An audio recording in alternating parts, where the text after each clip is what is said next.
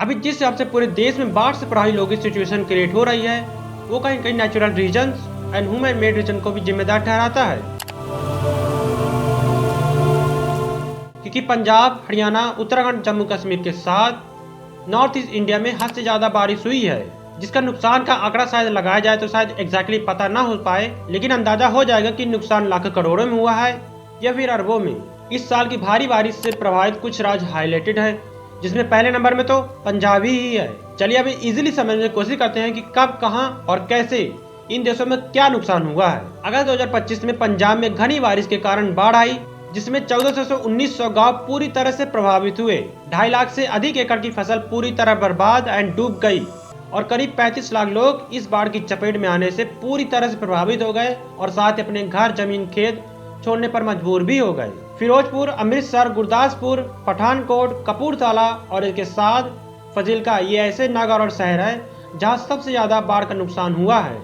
ऐसी बर्बादी के तांडव खासकर बाढ़ से सालों बाद ऐसी घटना घटने देखने को मिली है, जिसमें हाल ही में लोक प्रभावित क्षेत्रों में 46 मौतें, कई गांव तबाह, फसल पूरी तरह से बर्बाद और इसके साथ मानव जाति को भी काफी नुकसान सहना पड़ा है। ये प्रकृति का तांडव है, ये फिर कुछ और कुछ कहा नहीं जा सकता। अभी रिसेंट में जम्मू कश्मीर कटरा में जहां माता वैष्णो देवी विराजमान है, वहां भी बाढ़ के साथ लैंडस्लाइड का प्रकोप इतना भयानक हो गया कि पहाड़ से बड़े बड़े पत्थर, मिट्टी, पेड़ सब कुछ ढह गया। कुछ तो श्रद्धालु के ऊपर भी मलबा गिरा, जिसमें काफी लोगों की मौत हो गई बड़े बड़े पत्थर के गिरने से। काफी लोग घायल हो गए और काफी लोग मलबे में भी वहीं दब गए। इवेंट रेस्क्यू टीम की मदद से सभी लोगों को सही सलामत निकालने की कोशिश की गई, लेकिन कुछ को सही सलामत निकाल पाए और कुछ को नहीं, कुछ की तो मौत भी हो गई।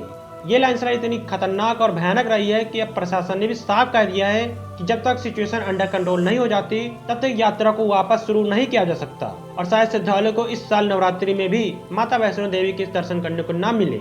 इनफैक्ट नॉर्थ ईस्ट इंडिया में भी, जिसमें खासकर असम और उनके पड़ोसी राज्यों में, जहां मई-जून 2025 में भारी बारिश से ऐसी तबाही हुई थी जिसमें काफी लोग प्रभावित और काफी लोगों की नौबत बेघर होने की आ गई थी। जी हाँ, ये वही राज्य है जहां हमेशा की तरह सबसे पहले मानसून भारत में इंटर करता है और ये मानसून कभी कभी बड़ी तबाही का रूप ले लेता है और ये तबाही कभी कभी लोगों की जान पर बनाती है।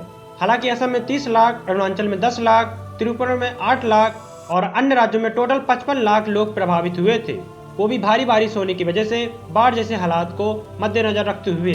इनफैक्ट कुछ के तो घर भी बेघर हो गए थे। ओवरऑल ये कहा जा सकता है कि ये मानसून कभी कभी एक बड़ी तबाही का भी रूप ले लेता है, जिसमें काफी लोगों की जान पे बनाती है। बाद में ऐसी बाढ़ जैसी बड़ी भयानक सिचुएशन क्रिएट होने के भी अपने ही रीजन्स हैं, जिसमें प्रकृति की उतने ही हिस्सेदारी है जितना आज के मानव जाति की। और शायद भारत का मानसून सिस्टम कभी कभी बहुत ही ज्यादा भारी बारिश एक ही समय में कर देता है। इनफैक्ट बादल फटना जैसे भी कारण बन जाते हैं, जिसमें बड़ी बड़ी नदियां कभी कभी अपने फ्लो पॉइंट को क्रॉस करते हुए बाढ़ जैसे हालात पैदा कर देती हैं, जिसके कारण वहां के आसपास के गांव, घर, खेती सब कुछ बाढ़ की चपेट में आने लगते हैं।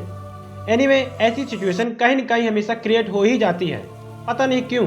प्रकृति को जितना समझने की कोशिश करो वो उतनी ही रहस्यमयी सीक्रेटेबल होती रहती है।